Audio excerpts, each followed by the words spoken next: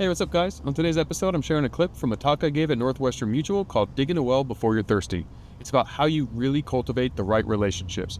Don't wait till you need something to start to find it. Dig that well before you're thirsty. I hope you enjoy. So relationship capital is who you know. It's the bond between two people. And what that means is we think of it like Chad and me are friends. Well, that's great, but really there's a bank account between us. It's not money, but relationship is very similar to money. Chad and I have a friendship. And if we think about what a friendship is, and you guys have friends, and you think about those relationships with your parents, your siblings, your spouses, your kids, your neighbors, each other, if all the times me and Chad interact, I'm constantly asking for favors, I'm constantly being late when we're supposed to go hang out, I'm just being a bad friend, I'm doing what's called making withdrawals. And I'm going to get more into that later. But if every time me and Chad interact, I add value to his life. I show up on time. I'm like, hey, dude, I got concert tickets. Do you want to go watch Jordan in his new concert? And he says, yes. I'm making deposits. And through that specific shift in your mindset about a relationship with every single person you know, you can start to focus on how you make deposits. And when you make good deposits all the time, guess what? You become wealthy, just like depositing money in your bank account. And if you have wealth, you have opportunity. If I have millions of dollars in the bank, I can buy concert tickets, I can spend money on an event like this and invite my friends, I can go to the Laker game. Sorry, if you guys are Milwaukee Bucks fans, go Lakers. I can go watch my Lakers play and sit courtside and invite whoever I want. I can buy a fancy car. Well, you can do that with relationships as well. So we're going to go through what is relationship capital, what relationship capital can actually buy you, how to start developing it, which I think is the most important for this room, and then how you're going to leverage it to become the number one state in the Northwestern group and expand your entire capital in all the things that you do in life. So, as we kind of went through, it's the level of connection we have with each other. It feels a little icky to say, oh, it's like a bank account. Like, I want to have a genuine friendship. Well, you do, but subconsciously, and you can think of this in your head, when that one friend or one acquaintance calls you and you know they're about to ask you to borrow money, ask you for a favor, they're going to need something from you because that's the only time they reach out. You innately know that when they call. And what do? You roll your eyes and you go, well, it's true with prospects. When I'm getting a cold call, I know that that's why they're calling me. So what do I immediately say? I'm not interested. Yes, John or Sally, now's not a very good time. I'm busy, and I blow them off. If you flip the switch on it and you start to make deposits in prospects' minds and friends' minds, and you use the same thing, all of a sudden when you call, I'm going to answer the phone. And so there's a lot of strategic ways to do it that don't cost money, actual money. It just requires how you do it. And so succeeding in business is all about making those connections. Let me go back actually one slide. What you can see in the far left is going to be some pictures, and I'm going to start to tell you guys some stories along the way. So this is David Meltzer. If you don't know David Meltzer, he was the president at Lee Steinberg Sports Agency. He's been a friend of mine for pretty much since I was 5 years old, and I interned and worked for him in all these companies. I went to law school to be a sports agent, and I had a job with Lee Steinberg, not because I was the best agent in the world, because I was friends with the president at Lee Steinberg's agency, which guess what? Nepotism is real. Who you know can open these doors, right? From there, I was able to build a lot more relationship capital. Well, as I said to you, my first job was at ADP. I was selling payroll. So I would go cold call 50 calls a week, and I actually did 100 because I wanted to be better. But every Friday, we would sit in a room much smaller than this, but there'd be 30 of us. Our name and picture would show up on the screen, and I would have to stand up in front of my coworkers and say, Jeff Fenster, 100 calls, 11 appointments, 6 deals. Or I'd have to stand up and say, 22 calls, 1 appointment, 0 deals. And in a room full of my peers, when ADP gave me the formula, 50, 5, and 2, how many do you think actually made 50 calls? Almost none. Almost none. I made 100 calls because I needed to make money. I had a kid, I had law school loans, and I was very money motivated. So if you give me the formula, I'm just going to do 2x. Because again, I don't have special skills. A lot of the people were better salespeople than me, more qualified. So I'm going to outwork people, and that's my gift. So I applied it.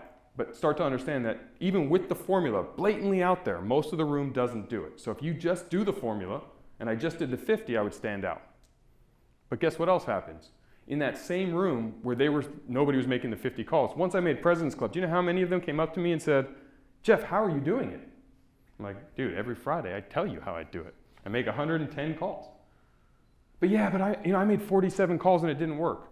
Well, okay, we're gonna get into that. But number one, you didn't make 50. What if those next 3 were those 3 I needed? Because it's statistics. I can flip a coin and 50% of the time it's gonna be heads and 50% of the time it's gonna be tails, but it doesn't mean the next 8 aren't gonna be heads or the next 8 aren't gonna be tails. It just means if I flip it enough times, half of them are gonna be heads, half of them are gonna be tails.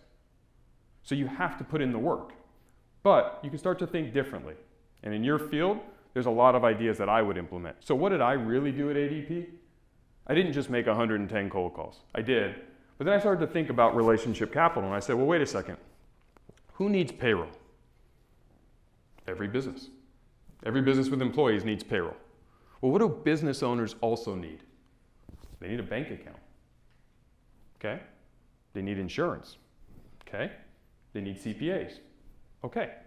So how can I start to think smarter? Well, what did I do? I went and made friends with my banker in my territory, the new business banker, and I said, Mr. Banker, I work at ADP. I meet business owners every single day, especially new businesses. They need payroll, but you know what? Before they can pay their employees, they also need bank accounts.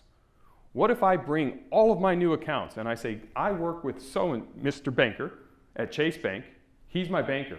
So when I sit down with a prospective client that's just opening their new business and I can say to them, I'm going to handle all your payroll needs and you should talk to John over at Chase Bank. He's my personal banker that I work with. He helps all my clients get that business bank account open and I know how to get the reports that I need to set up your payroll. That's great. My new client is excited because I don't make money from them doing that, but I'm providing an additional resource.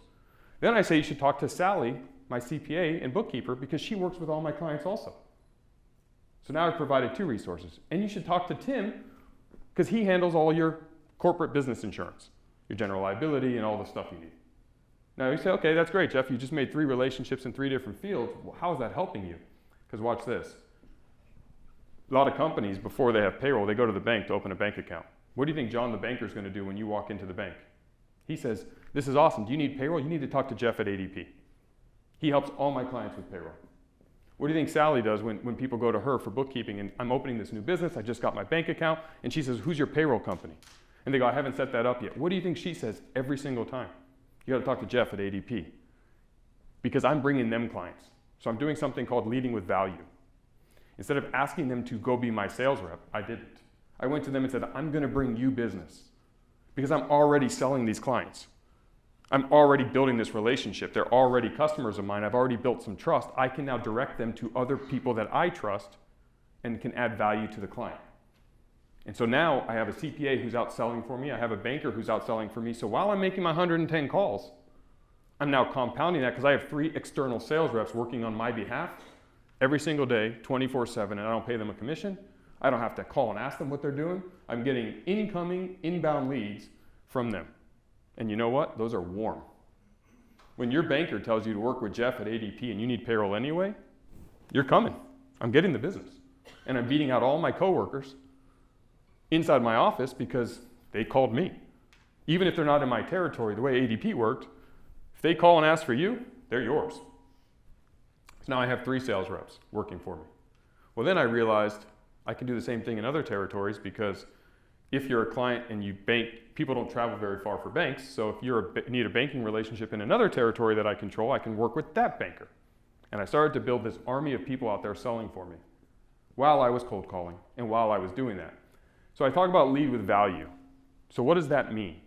Because here's where maybe you're like, okay, that's great, but what does it really mean to lead with value? It means when you meet somebody, figure out what you can do to help them.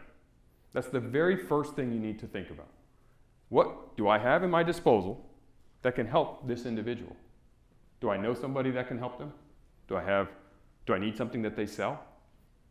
Or are they struggling with something that maybe I have some domain expertise and I can give them some information and solve for them?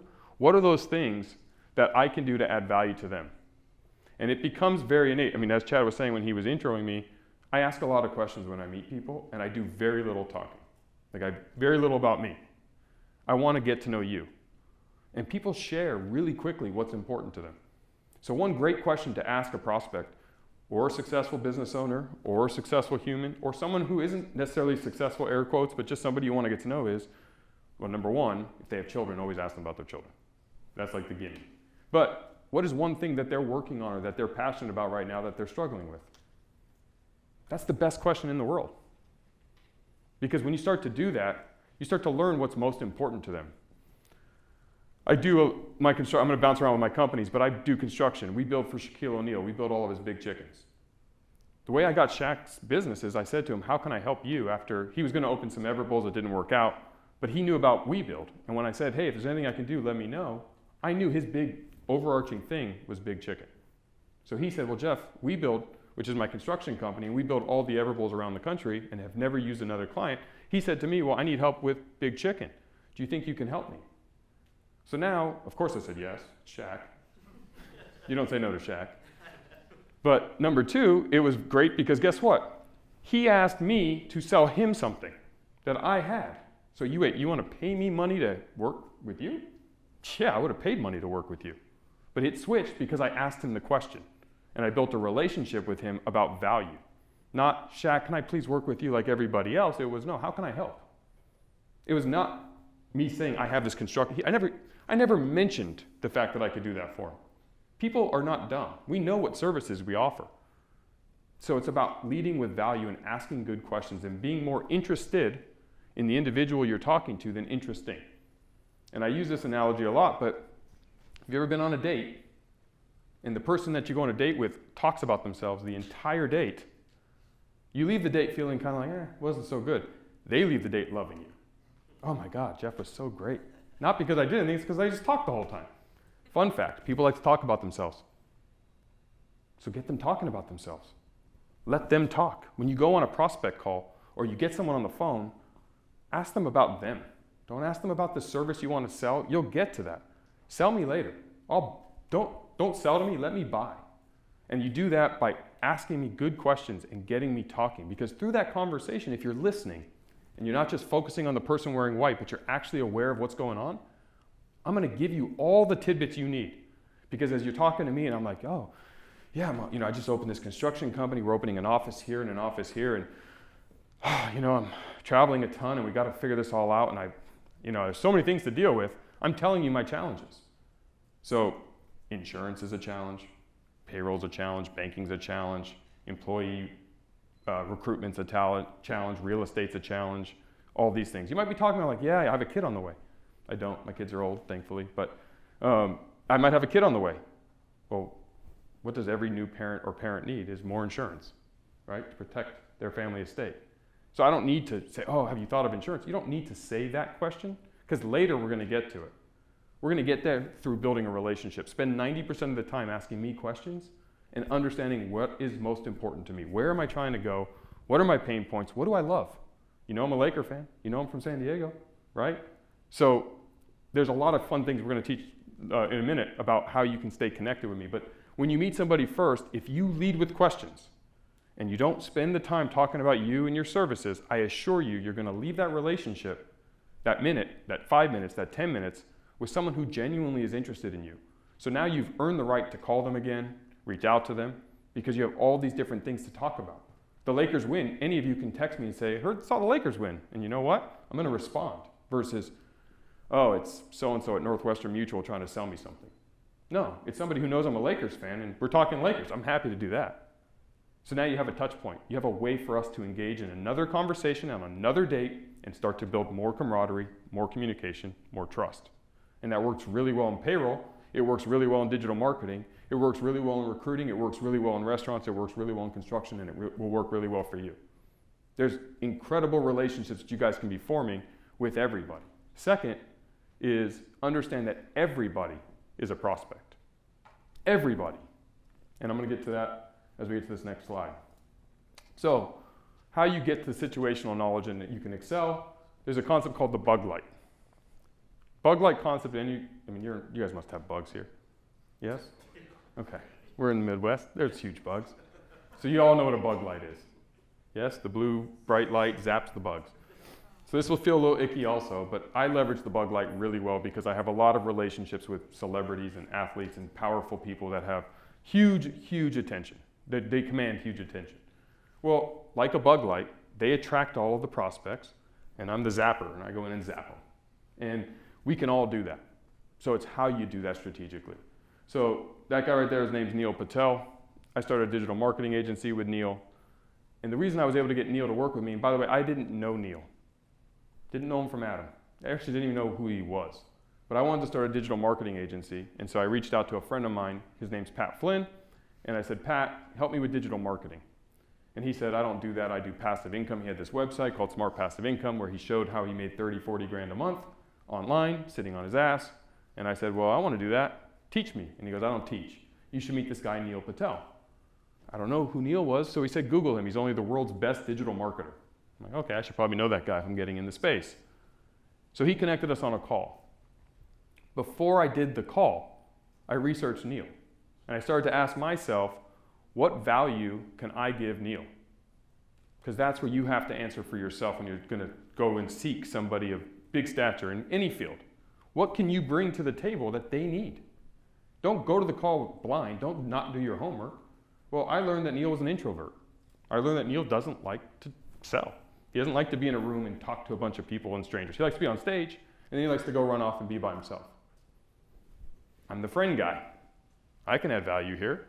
I had just sold a company, and I had over 1,000 companies that we did payroll and HR for. They all need digital marketing services, just like I did with the banks and the CPAs and the bookkeepers and the insurance before. I can do the same thing with digital marketing. Doesn't matter, I don't have the company anymore. Once you sell somebody and have a relationship, we all need the same stuff. So I can go back to them all and say, guess what? I can get you digital marketing help from the world's best digital marketer, Neil Patel. And if you don't know who he is, I didn't either, Google him. And when you Google him, you're like, I want that guy to help me. Especially if you need help online for sales. And keep in mind, this is 2012. So this was back when the internet was still e-commerce wasn't as big as it is today. So my first call with Neil, I didn't say, hey Neil, guess what? You're gonna be my coach and you're gonna teach me how to be a digital marketer. I said, Neil, I have a check for you because I sold our first client already. And he's like, what? And what he didn't know is before that call, I went to one of my clients. And I said, I can help you on your digital marketing side with a guy named Neil Patel. And I sold Neil services before I'd ever talked to Neil. But I knew that Neil wasn't going to turn down money because he had a digital marketing agency, right? He wanted the client. I just went and sold it for him. Hoped I was going to be right. I risked some of my own money to do it, but the point of it is just you can start to connect dots this way. It's a way of thinking. Don't worry about how I did it specifically. It's more about how you think about it. And that's what I'm hoping to leave you guys all today with, is how you think about the entire sales process. Stop selling. It's called solution-based selling. Is the number one method to sell the most of anything. It's figuring out what solutions your prospect needs and giving them those solutions. And sometimes it's not going to be the exact services you offer. But that doesn't mean you can't give those services to somebody else and build trust with them and build relationship capital with them. And so you might not make money immediately, but you're going to make more money in the long run. Instead of being so transactional, you've got to become relationship-based salespeople, especially if you're building a book of business. Otherwise, you're going to be hunting what you kill every single day for the rest of your life. You're going to get burnt out, and you're going to be doing something else. And that's just the reality in most of these fields. And that's why your field is unique, because you have the ability to run two tracks. You can do a lot of immediacy through one type of sales, but you also have the assets under management opportunity, which not every, like payroll didn't give me. I had to always hunt what I kill until I owned the company. So it's just a little different. So with Neil, when I got on the phone with Neil and I said, Neil, I have a check for you for $150,000 because I sold our first digital marketing account. He said, who are you? I said, I'm Jeff Fenster, you just met 2 seconds ago. But immediately I came at him differently. Because do you know how many Jeff Fensters wanted to work with Neil Patel?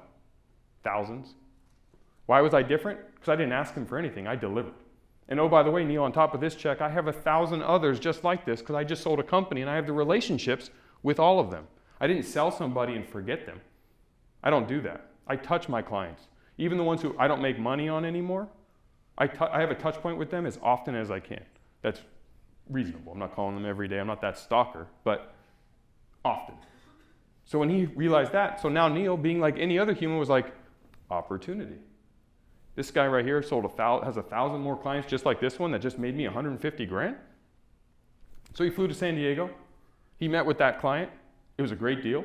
He didn't take my 150,000, and we ended up partnering, and we started a digital marketing agency together, and we did it for 4 years, and I made millions of dollars off Neil Patel's expertise that I got to regurgitate back to all the clients I had already sold.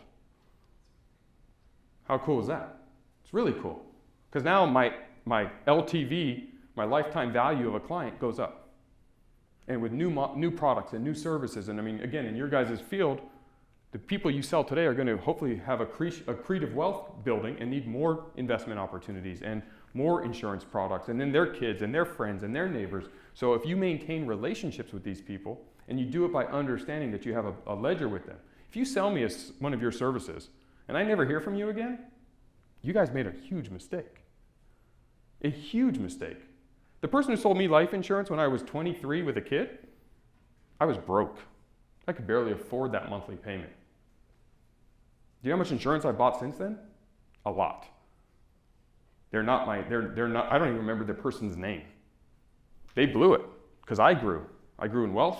I grew in relationship capital. Had they become my friend, do you know how many people I would have referred to them? Do you know how many friends of mine who have had kids in the last 10, 15 years ask me, because I was the guy who had kids really young, what do I need, what do I do? And as a friend, I say, well, you're going to need life insurance to protect your estate. You're going to need this, you're going to need this, you're going to need this. Do you know who I can talk to? No. Call one of these companies. So they made a mistake. I would have been a feeder for these people had they just stayed in touch. And if they would have done that, they could have made a ton of wealth off me. And there's a lot of me's in all of your books of business, right? And so that's just how you have to start to really reanalyze what you're doing on a daily basis. You also don't have to know anything when you start to do this. I don't need to know about banking to partner with the guy at Chase Bank. He's the expert. I just build him up. At my payroll company, you talk to him over at Chase. You talk to her as your bookkeeper. I'm just the person who's onboarding you to it. And because I'm bringing them business, they're bringing me business. So as you start to think about what other needs your clients have, who are you partnering to solve their needs? Because guess what? If they go to them first, you want them to refer themselves, that prospect to you. So knowing the right relationships can obviously give you access. It can buy opportunities. It gives you all the growth. It does all these things. So in that journey, it starts to compound again. Because as you get the right clients, as you start to utilize the power of being more interested than interesting, figuring out what those touch points are, and you have those regular touches, I always ask everybody, and I let everyone know, if there's anything I can do for you, let me know, because I want them to reach out when they have a problem, because I'm resourceful.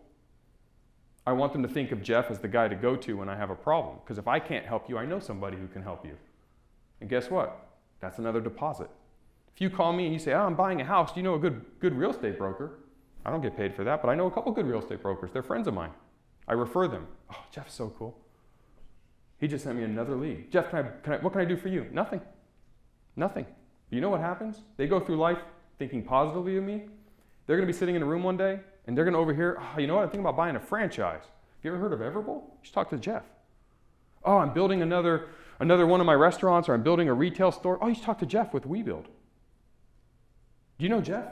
So now instead of having 3 or 4 people selling me, I have the world selling me. And that all of a sudden opens doors. This is a true story. Andrew back here, this was, what day is today? Thursday? Friday? Wednesday, I spoke in Beverly Hills at some event. A guy hit me up off of Instagram to come, and I said no, because I had a dinner that night, a VIP dinner, and I was speaking at another event. He said, well, we really want you, because I've heard such incredible things, and have you come up and speak to my mastermind. He flew us up in a helicopter, because I said no because of traffic, which was fun. But then when I get there and I'm standing there, the way he introduced me is he said, 18 people that I have, like, love, trust, know, something like this, have told me that I need to have you here. So I had friends sell me that opportunity. So I got paid and flown in a helicopter for a stranger, not because I'm anything special, it's because I had people who were selling me and my services without being my sales reps. So when you're in a more transactional sales process and you're starting to do the relationship sales process, if you don't realize the power of your network, you'll heard the cliche, your network is your net worth. It's so true. I can't berate this concept enough into your heads. That at the end of the day, the people in this room who figure that out are going to be extremely wealthy and build great careers in this type of an industry and anything with sales related. And the people who don't figure this out are going to struggle. And all it changes is your perspective. And here, David Meltzer's quote, my mentor, be more interested than interesting. How do you ask questions? If you find yourself talking too much in an interaction, you're doing it wrong. Ask questions. If they ask you one back, answer it and interject. Oh, do you have kids? Yeah. Oh, I do too. I have 2 daughters. What do your kids do? What do they like to do? There's so many curiosity things. People show you what they're interested in based on what they wear, their shoes, their hair, their watch, their nails, their glasses, their computer, their car, what they eat, where they go. I don't need to know all about your business life. I want to get to know you. What are your hobbies? I mean, the truth was last night I got to meet a bunch of cool people at a restaurant. I made friends with a guy named David who has a place, an Airbnb in Cozumel. We got to talking. I go to Cozumel every year to scuba dive. So does he, except he owns a place. He offered me to stay there because we were talking about scuba diving. We weren't talking about his real estate business or his grocery chain that he owns. We weren't talking about my Everbowl or my Webull. We were talking about a mutual interest called scuba diving. From there, we can do a lot of business. Make friends with your prospects. Don't sell to them. No one wants to be sold. If I cold call all of you, you're hanging up on me. I assure you. That's just the way it goes. So if you're making your calls or doing your prospecting and you're just getting hung up on, it's because you're selling. I wouldn't do that. The other thing I used to do, which is different, and again, this could cost money, but it doesn't have to, is be creative. Do something like what we did last night. I would go to a restaurant, one of my favorite restaurants, and say, listen, I'm going to host an event here tonight. Can you give me a discount? And I would put some money in, and then I would call all my prospects and say, do you want to come for a free meal? And it's just a networking night. There's nothing being sold to you. And I would be the person who put that together. So they associate Jeff with connections. I would try to curate the room properly because you have these different tranches of prospects. So in payroll, if I was dealing with a lot of, call it nail salons, then I would try to bring a lot of the people that would serve them better together. Multiple of them so they could build relationships, multiple other areas that might add value. And I was just the person that became the glue, the connector. And you in sales, you want to be the connector because you can choose who you give those to. And as you start to do that, it's better. So how do you make these touch points? This is one of the hardest ones because you have to find a reason to connect regularly. So we all have smartphones. So this is a tip I gave them last night, but this is one I use religiously. When I meet somebody like David, Cozumel, grocery store, real estate, when I put his name in my phone, I put his name and his spouse's if he has one, his kids' names if they have it. Then in the notes section, I'm going to put all these things. All the little things I learned from that interaction that were interesting to them.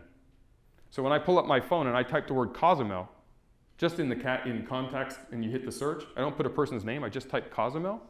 Anyone related to Cozumel pops up. So David pops up. So next time I'm in Cozumel or I'm going scuba, or I type scuba diving, he's going to pop up. So next time I go scuba diving or I'm thinking about scuba diving, I can send him a note and just be like, just had a killer dive. I just wanted to share it because I know you're into scuba diving. Or I'm going to Cozumel this date. Are you going? I can do the same thing with sports team. Vikings fan. Had to call you out on that one. But when the Raiders beat the Vikings, or the Packers like we did last week, I could have texted all of you and said, I would just type Packers. And all my Packers friends show up, and I copy and paste the same message, which is ha ha ha, and a little laughing emoji, and I send it to them. It's just a touch point. It's a reason to connect that has nothing to do with business. But I have friends and I have clients that are Packers fans. Jeff made a comment about Packers. Now guess what happens? They're going to rub it in my face when the Raiders win, and now my prospects are contacting me. It can be done on any type of element on the human level. So I put a lot of those notes in there, especially big categories when life happens, that allows me to remember. When I go to any city, right before here I was at State Line Distillery. You guys know State Line? Yeah? Anyway, it's a local brewery, or distillery that they do gin, whiskey, all these different things. Well, one of the principal owners of it lives in Atlanta, and we do construction together, and he was telling me about the fact that he co-owns this distillery here called State Line.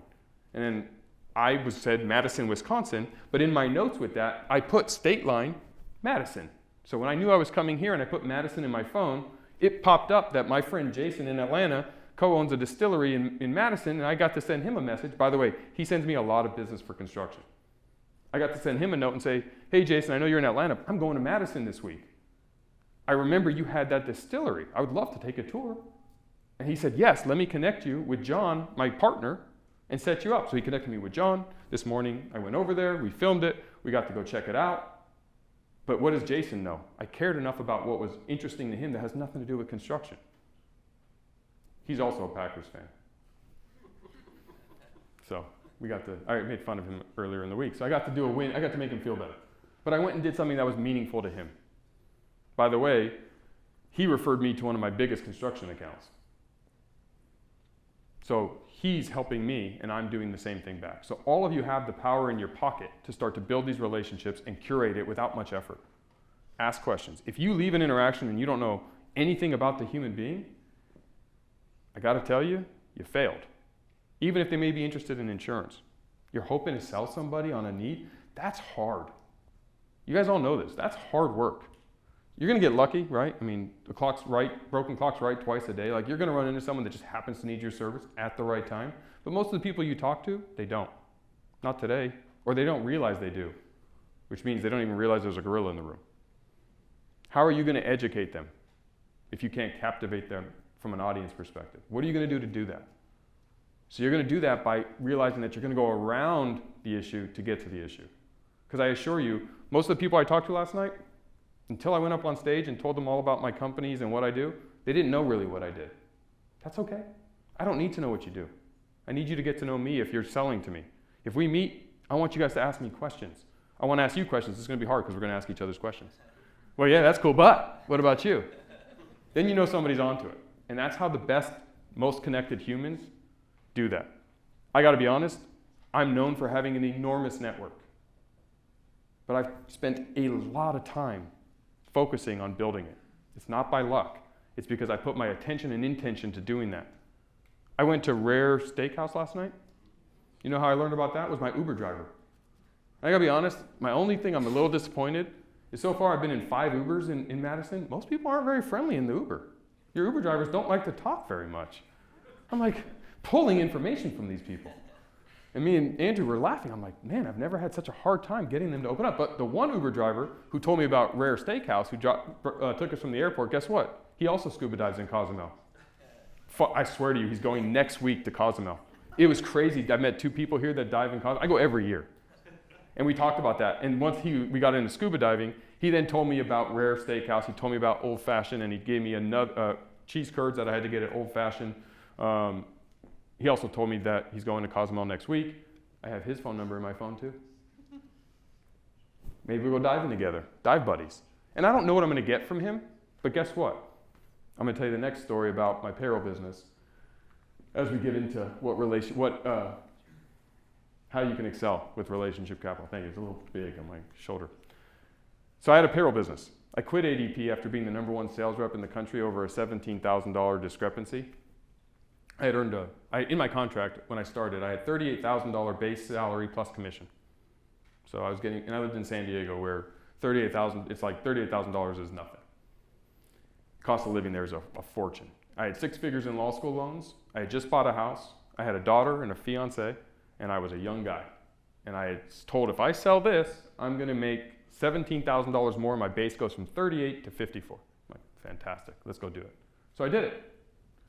Got into a fight because my boss explained to me I had to wait to the end of the fiscal year to get my base pay increase because it's an annual thing, and that wasn't for 6 more months. And I was like, whoa. You didn't tell me that. And they're like, well, it's in your contract. I'm like, I didn't understand that, which wasn't a fair thing because I went to law school, so they kind of looked at me like, you didn't understand that? I'm like, I really didn't. But I was pissed. And so I threatened to quit if they didn't give it to me, thinking they would never let Jeff Fenster walk out the door. I was wrong. They said, go ahead. So I quit and started my own payroll company out of my mom's kitchen. Sold my house, moved my fiance and daughter into my parents' house, and started my first company. As I was doing that, I was doing low 6 figures in revenue, slowly but surely working my way through it.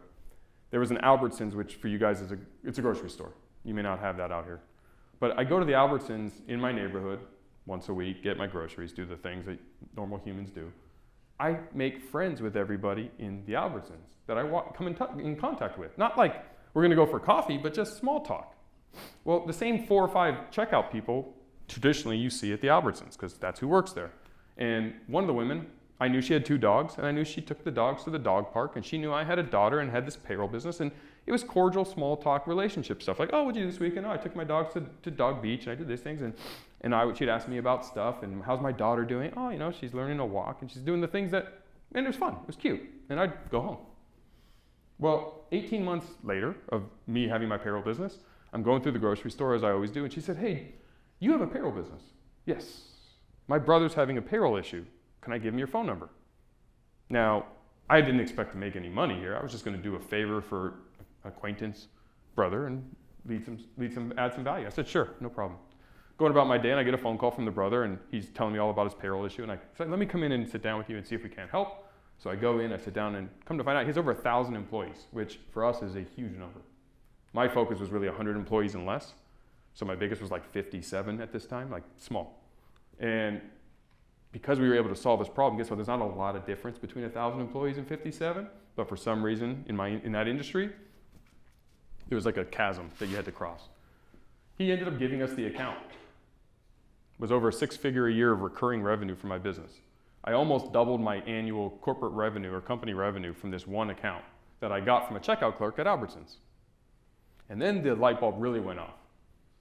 Everybody is somebody's brother, sister, aunt, cousin, friend, neighbor, sibling. So when you realize that Uber driver that was driving me may know somebody who could change my life. All I have to do is be a human and be more interested in them than interesting and spend 3 minutes of my life asking them a question and being personable instead of on my iPhone looking at Instagram. That's all it takes. And does it mean I'm always going to run into the checkout clerk at Albertsons? No. But guess what? You don't need many of them. Because from that, 2 things happened. 1, I almost doubled my revenue. But 2, I now have a 1,000 employee size company that I get to call the next one and say, guess what? I serve clients just like you. I have a referral. It's not 57 employees anymore. Now it's 1,000. So when a 300 employee size company comes on board, they're not my biggest client. I get to leverage the relationship I have with the 1,000 employee company to sell to everyone their size and smaller. And a lot of my friends would say that's Fenster luck. It's not. I'm just putting more rods and more reels in the water when I'm fishing. So instead of having 1 pole, I want 50. The fish have to bite something. Why not bite mine? And all of us can do these. All of you can make friends with everybody and come to find out that they will or won't help you, but that doesn't matter. Because the checkout clerk at Albertsons, maybe she doesn't have a brother who has a payroll issue, but maybe she has a friend who has a payroll issue. Or she never does. So what? So I have a human being that I made friends with? What's the worst about that? There's nothing. So when you have deep relationships and you consider your current relationships in this context, you start to understand that you should be prospecting and making friends with everybody. Everybody. And if you make a goal every day to make 1 new relationship a day, just 1, and it doesn't have to be like you're going to the movies because you're like, well, I don't want to hang out with everybody. Fair, I don't either. But I want to make nice, I guarantee you that Uber driver went home, was talking to his wife, and said, I had a really cool ride with this guy and these 2 guys today. We talked about scuba diving. Can you believe he's going to Cozumel in the spring? I win. So does he. We built this relationship. I assure you, when I'm in Cozumel, I'm sending him a picture. And I bet you he'll send me one next week, and I'll be really jealous. Because I told him, I'm jealous. I want to go. And we were literally talking about school. And then he's told me about Rare Steakhouse, which I got to go for dinner last night. And he gave me the keys to the city as far as information, which I didn't know going in. These can be done by all of you and needs to be done by all of you all the time. So as you see, like, for example, this is Gary Vee. You guys know who Gary Vee is? Gary Vaynerchuk? So Gary's a friend of mine. We're doing business together. How are we doing business together? You know how many people want to work with Gary? Everybody. So we're hanging out. We're both speaking at this event, and I had never really spent time with Gary before. We're in the green room. We're just chatting. What do most people do when they're with Gary? Oh, Gary, let me tell you about my company. So this is what I'm dealing with, and how would you help me? And you know what Gary does is he adds the value and he'll answer. But what you don't get from that is a relationship with Gary Vee. You get a moment with Gary Vee. I don't want moments. I want relationships. So what did I do? Gary, what's the one thing that you're dealing with right now that is so important to you that you're struggling with or need help with or is keeping you up at night? It's funny you should say that, Jeff. I'm doing this new launch with my V friends, and we have these new toys. They're called V Friend toys. He's putting them in, yeah, like a gumball machine. I don't know what you call the thing. I forgot. Like a toy, a little thing where you put 2 quarters in and you spin it. And thank you. And he wants to roll these out around the country. like, oh, that's cool. What's keeping you from achieving that? Getting stores and retail outlets to house these things, because it's kind of archaic. We're going back in time, like who does that with quarters anymore? I'm like, that's your biggest problem? He's like, yeah. I'm like, where are you trying to distribute them? He's like, around the country. Well, Gary, I have 75 open Everbowls and 453 sold. I'll put them in all my stores for you. Really? Yeah. You do that?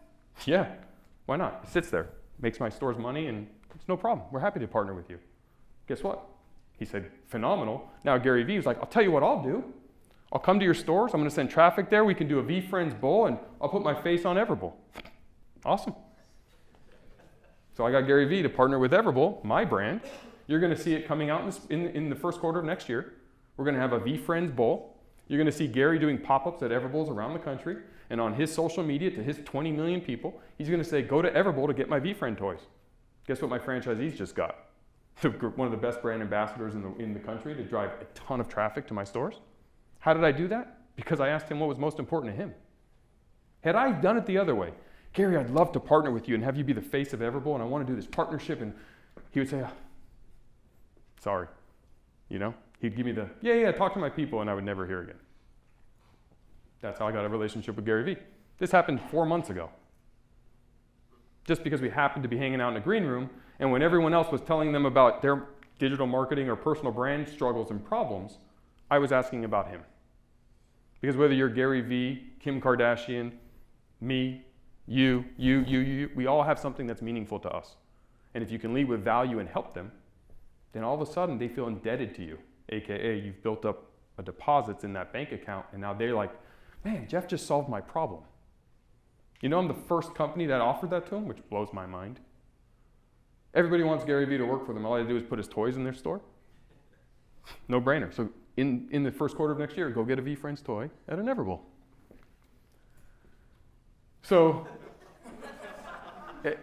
in fun fact, I was standing up. Shaq's so big. When he puts his hand on your back, part of you is like, get it off my neck and my ass at the same time. It's weird. It's so weird. And I know I'm not super tall, but I shouldn't feel that small. But he's an incredible, incredible human. So it's about digging the well before you're thirsty, especially in sales.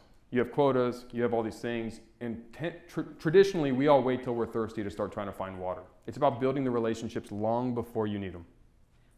It's called digging the well before you're thirsty. Make friends with as many people today. You don't know when you're going to need that relationship, and you don't know how it's going to be. So if you help as many people as you can and you think about the long term forever, you're never going to need to dig a well when you are thirsty. I really hope you guys enjoyed that talk and got some value. But what I care most about is that you do something today to begin to curate those relationships. Take action. Start to build those relationships and watch your entire world change. We'll see you on the next one.